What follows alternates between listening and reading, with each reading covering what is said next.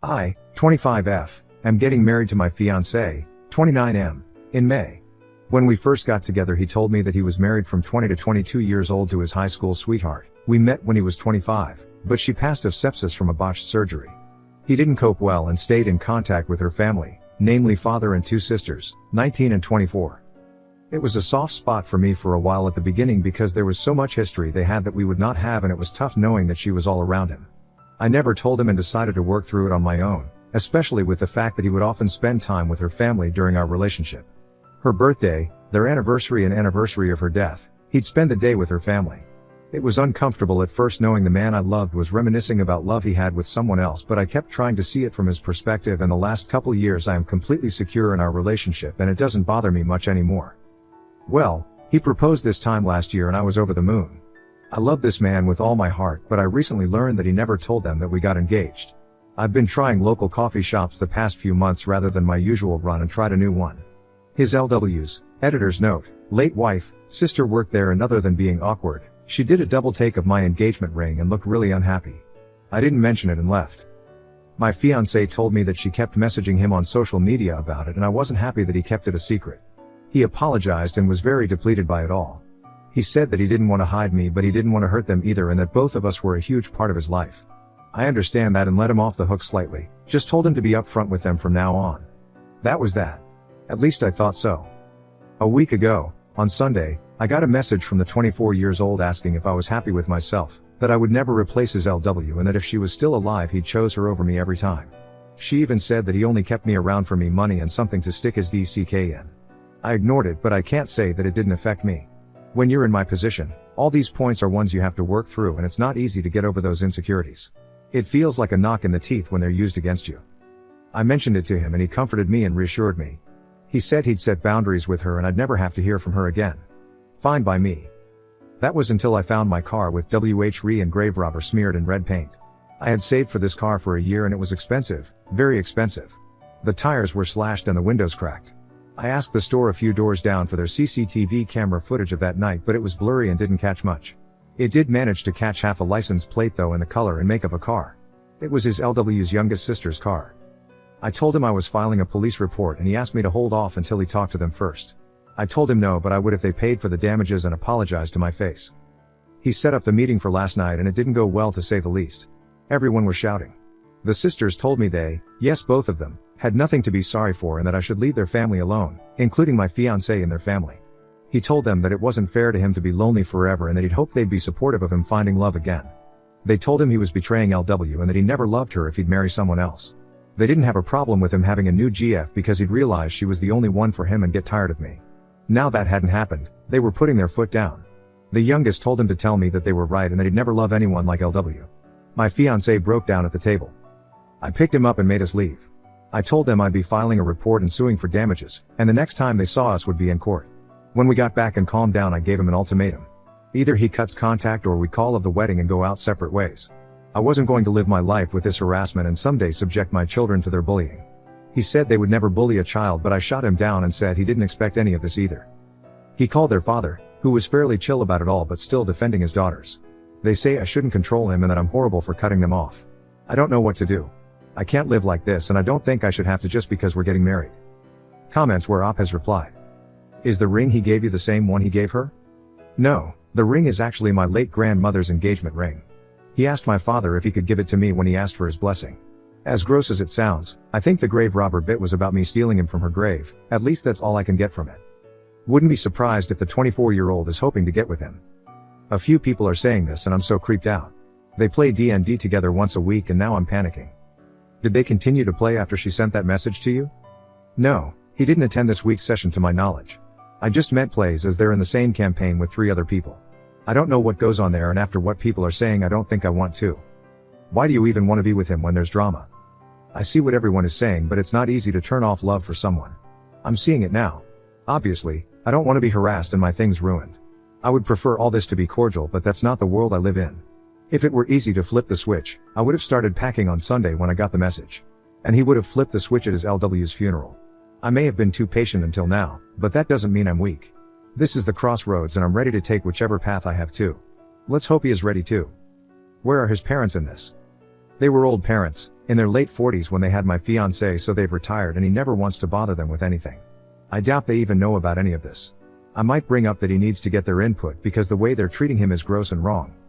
So they wouldn't treat children that way, but he's okay with them treating you that way? He never said that. I think I hit a nerve when I mentioned children and got defensive. He didn't want children until he met me, and now he really wants to be a father. Update 1, March 19, 2024. Hey everyone, just a mini update to clear some things up before I have a discussion with my fiancé either later today or tomorrow about my ultimatum. I didn't sleep at all yesterday or the night before, for obvious reasons. There's a ding on my phone at least once an hour from them saying one thing or another, mainly the 19-yo, and I don't know what they've told people, but I've got a message from one of their uncles and grandparents calling me horrible stuff too. So obviously they've been spreading what's happened this week and twisting it. I haven't blocked them because I want to gain as much evidence as I can for the inevitable case.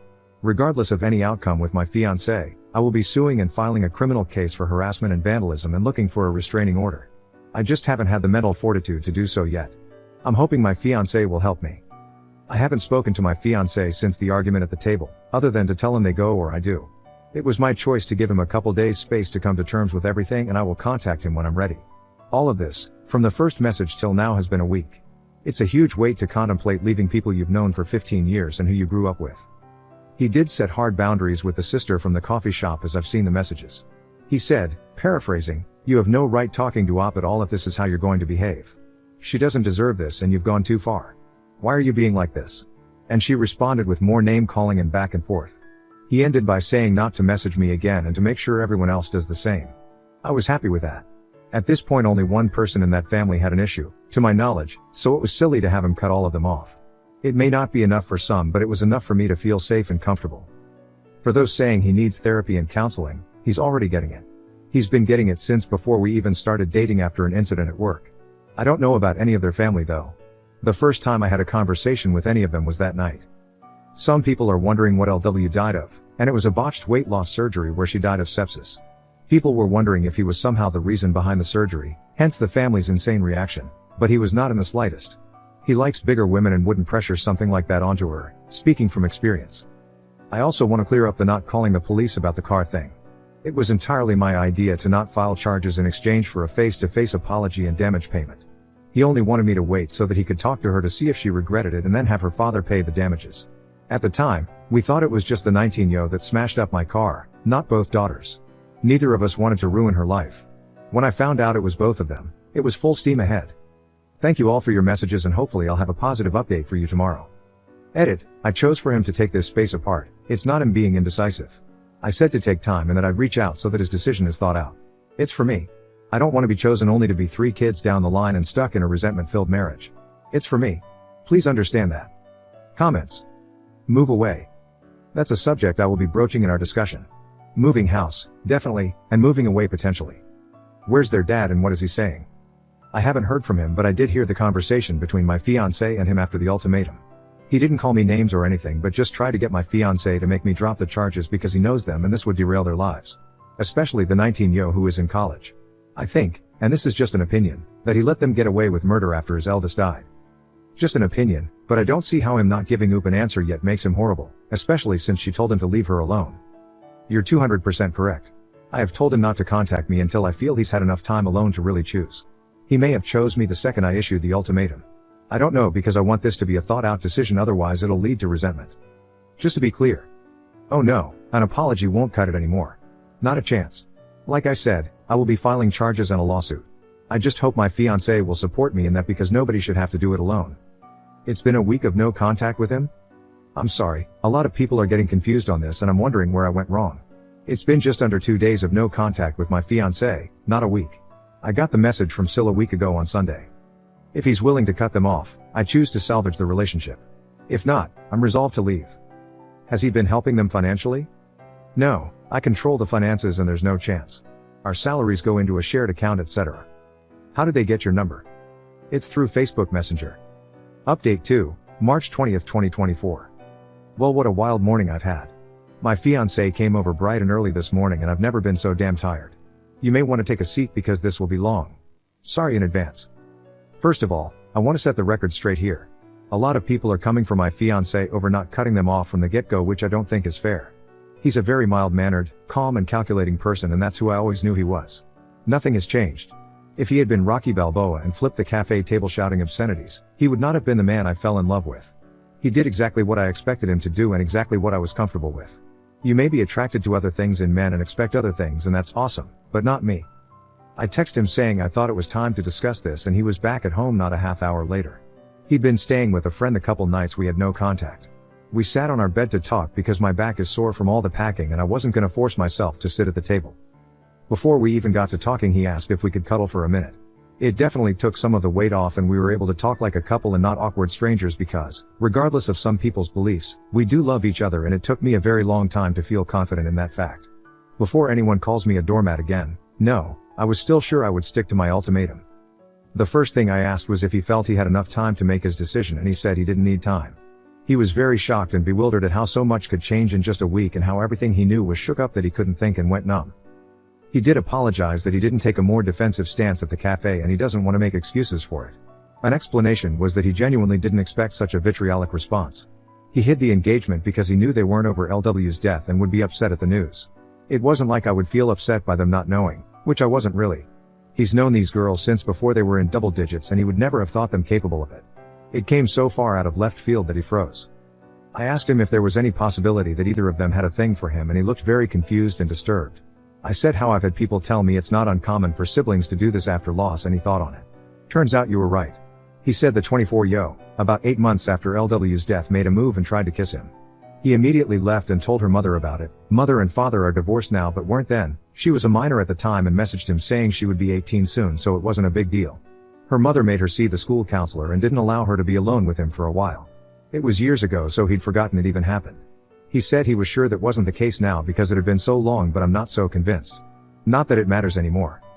He opened up his Facebook and gave it to me to read. 24-yo had been messaging him, which he ignored. She ranged from telling him off to crying and saying how betrayed the family was to trying to manipulate him against me. He said he was sure that he needed to put them behind him, and had been thinking it on and off since he proposed, but couldn't bring himself to do it. After this week, the fire was lit and he knew what he had to do. It was all just abstract until suddenly it was very real. He asked me how I've been coping and I told him. I felt like I'd done everything right, but somehow things turned out worse than if I'd been the jealous type and stopped their contact at the beginning. I tried to be understanding and put in so much effort to be secure in myself and our relationship, only for everything I worked on to be thrown in my face like I was a mistress that was cheating with him. He didn't blink the entire time and just listened. He said he should have been more observant and realized I was struggling with this so that he could help me, but I've always been the strong one, so he neglected to, and he'll do better. As I've said in a few comments now, his parents had him in their late 40s and are retired. He hates to involve them in negativity, but I was stunned when he said he's been talking to them about this since the first Facebook message. They were very understanding, but his father took a tough love approach. He said the best quote I think I've ever heard. "Get your act together before the jig is up." They offered to come stay for a while and help us move. I don't think that's necessary, but I really appreciated the thought. On the subject of moving, I made it clear that I would not be living in this house any longer than I had to, and he completely agreed. His parents offered to find us a place in their state if we wanted to have more of a support network, and I'm honestly considering it after all this. They're only a state away from my own family, so we'd be a lot better off. His job is remote and I should be able to find work there easily enough. I've been in contact with a friend who's a mechanic and they've quoted me between 1-2K for the damages, but that's in a cost estimate as a discount. A few people have said to get a real statement and to shop around. The real cost is between 4-5K, and that's just for the noticeable damage. My friend thinks they've done something to the engine, so thank God I couldn't drive it anywhere. He thinks I may be entitled to a replacement car altogether. If so, I will be sure to sue for it, and that's not going to be cheap. After all the emotional things were discussed, he mentioned when would I be comfortable enough to go to the police.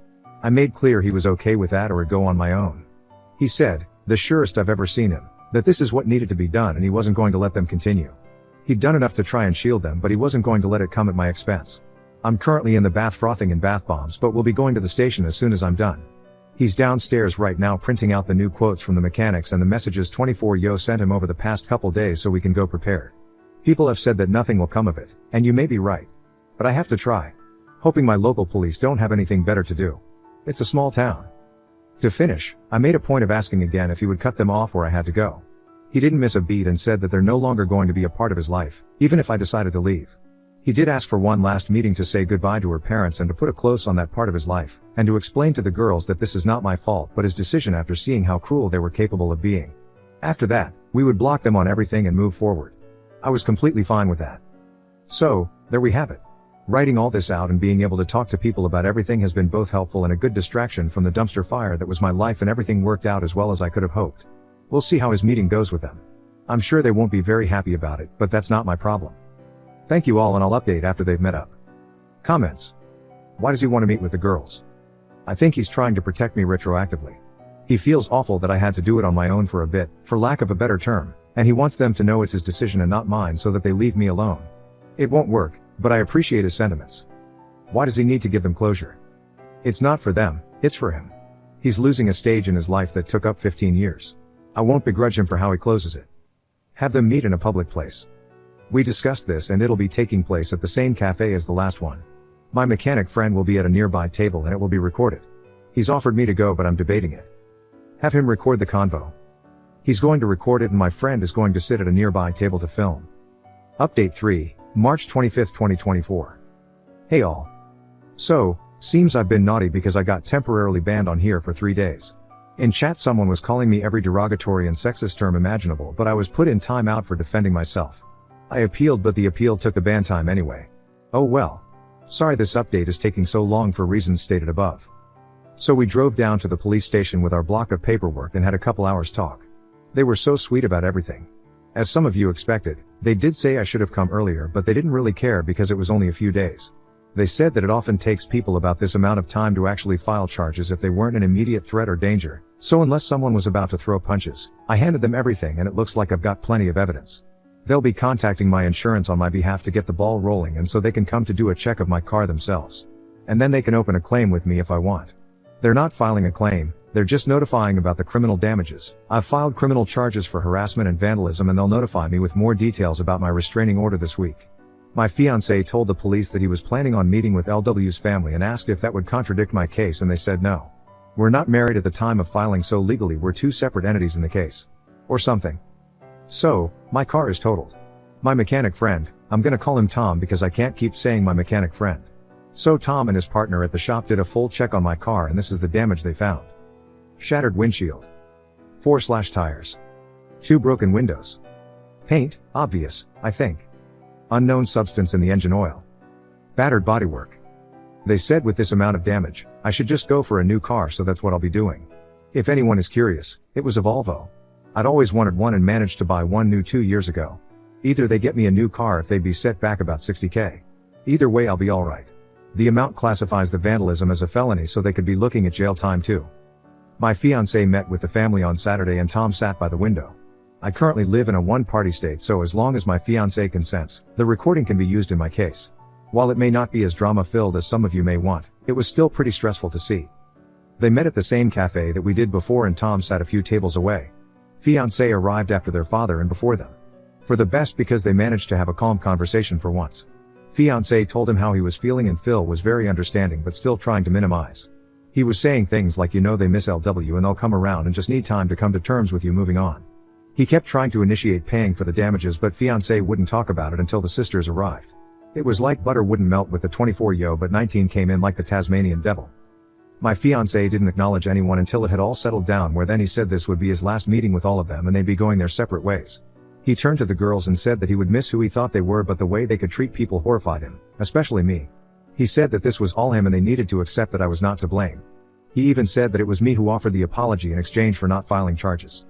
The 19 then interrupted asking what charges and that no one was going to charge them for barely touching a car. She was a deer in headlights when he asked what they'd done to the engine oil, and the two looked at each other. Seems they didn't expect me to find that out. Cue up the groveling. 24 actually tried to touch his hand and told him he had to stop me pressing charges because this would ruin her and interfere with 19's college. He said it was too late and the cops should be issuing a warrant soon. It can take a few days. I thought it was an instant thing, but apparently not. This is when their dad got involved again and said for everyone to calm down and fix this like adults. Now he wants his girls to be adults. I see. He asked if fiancé would convince me to drop the charges in exchange for that apology and he'd pay the damages. When my fiancé said it was 60k, the eyes he gave to those women would shave the hair off a cat. The video wasn't the best, but I swear I could see the color drain from their faces. I may sound awful, but I enjoyed it. Call me what you will. They kept going on about apologizing and that they'd pay, but he just said it was too late and he was done. He tried to be civil, but they were the ones that wouldn't let it go. 24 actually asked him to set up a meeting with me so they could get to know me and put it all behind us. He didn't reply, and after the silence they piped up again like, so she won't even meet us? So she's behind all this because she doesn't want us around. We'll see about that. Not using exact quotes because I don't know if I'm allowed, so not risking it. Things like that. They went on and frankly it was funny more than hurtful. But they did incriminate themselves more and more for my harassment case, and the nail in the coffin was when 19-yo said if we can do that to a car, imagine what else we could do. That, my friends, is both a confession and a threat of bodily harm. My fiancé said one loud stop before wishing Phil well and telling the girls to not come near me. He then got up and left. That's where the recording ends because we wouldn't be able to use anything afterwards anyway. As for moving, we're pretty much all packed up and have a truck coming on Friday. We'll be staying with his parents until we find a place. We're looking at buying this time but might get an RV in the meantime so we're not all stepping on each other. I doubt his parents would mind at all, but this is the last update for a while I think. I have a wedding to finish, a venue to change, new invites etc. and less than 2 months to do it. Send help. But thank you all for being ears and helping me get through this. If only to distract me from ruminating and digging a huge mental hole. Comments. Where is their mom in all of this? I've never met her. I think she moved after the divorce, but that's about it. You're just posting this for karma / this is fake / in what way are you the asshole? Why is karma important? I literally joined Reddit 2 weeks ago. On subs like these, ultimatums are a no-go. For the TikTok vids that brought me here, I thought I had extenuating circumstances, but because I'm so involved I couldn't see it for what it was. Thankfully, I did. People are hurting when they come here. If you would do this for karma or whatever, that's on you.